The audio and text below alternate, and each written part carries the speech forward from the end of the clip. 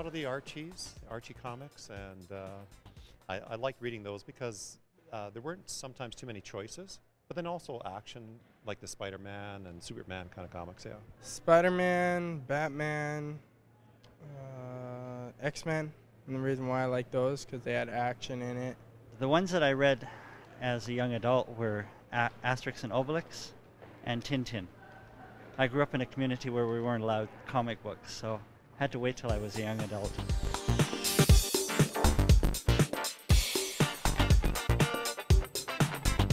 Welcome back to Help TV. Today's show is exploring the wonderful world of comics. And Malcolm, which comics did you like when you were a child? Well, especially I liked Fantastic Four, and Micronauts is what made me start collecting comics. So I already played with the toys, so I got into the comic pretty fast. And Thor, so lifelong love of Norse mythology. I was going to share some interesting stuff. A lot of people think, oh, comics are just way off on the side. They've had a big influence on Hollywood, and here are some non-superhero comics that have been turned into movies.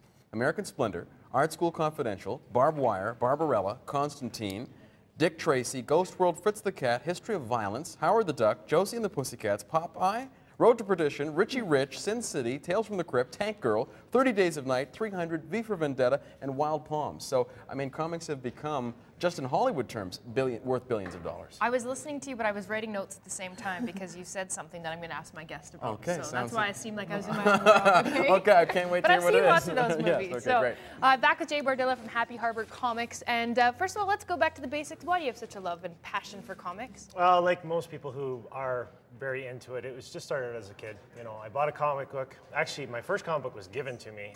Read it, and it was just like, this is awesome. This is incredible. It was a superhero comic. The first comic I bought for myself was a Justice League of America comic, and that was what I got hooked on, and it just kind of ran with it from there. I just loved the escapism, the heroism. Everything was so big and so grand, and it was so much more than anything else that was out there for me to kind of entertain myself with. So how did you translate that passion then into your stores? Because now you have 3 comic book shops in Edmonton? 3 in Edmonton, yeah.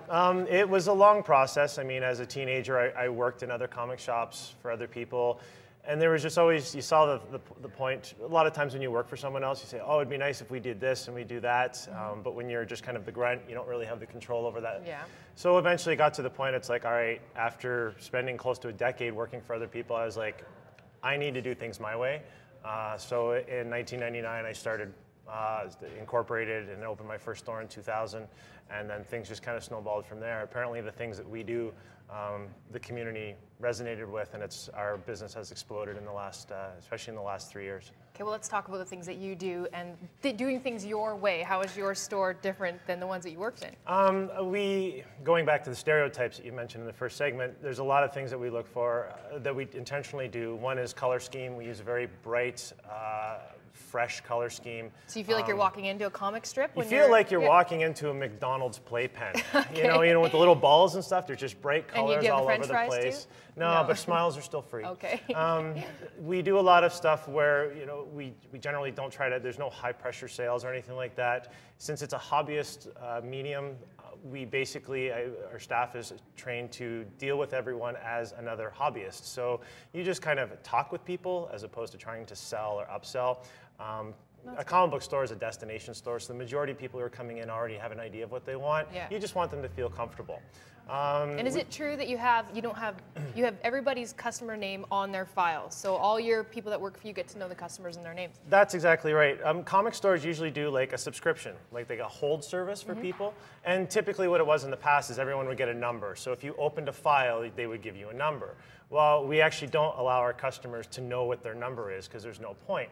We do everything by their names, and we created our own till system and software where we access everything by our name. So even if we have a new staff member, they will, you know, be forced to start to learn people's names. You have to ask the customer their name. You have to type in the name.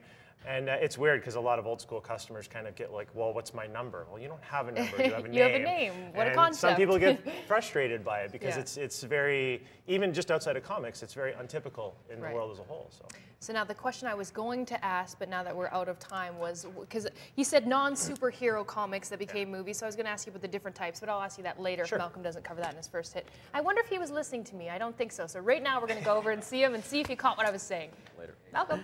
No, I apologize, Jenny. You caught me on that one, but we were having a fascinating, and you will tell me later, I'm sure, we're having a fascinating discussion over here with Darren Zenko and Orion Kidder, and we found out something just a little while ago, which I have to admit, this really caught me by surprise.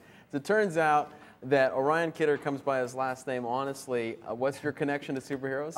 My aunt, Margot Kidder, was in the Alexander and Ilya Salkind Superman films of the late 70s and 80s. Playing a character named... Lois Lane. Oh, right. Yeah, it's Lois Lane. Okay, so, you know, it's embarrassing for me as an adult. I'm just meeting the nephew of Lois Lane, and I'm gushing. So, you know, that's the love of superheroes. Well, and I think that's why when I was a kid, I never developed that crush on Lois that a lot of kids do, because for me, she was my aunt. That would have been disgusting. So, yes, Yeah. exactly. So, All right. so Lois Lane and Superman were always like an aunt and uncle for me. Oh, jeez. All right, so let's get to our topic of superheroes. Now, you know, superheroes, obviously, the appeal to kids is pretty clear. I mean, when you're a kid, there's not a lot that you can do. You can fantasize through that. But why, even as we were adults, and so many comics now are purchased, probably the majority by adults, what's the continuing appeal of the superhero, Darren? Well, for me, I mean, I can't deny that it's kind of, like I said, the same as it was when I was a kid. You know, it's inhabiting this universe of Marvels, if you will, and you know, I still do the same thing I did with the official handbook to the Marvel Universe when I was a kid, and pouring through and seeing the connections.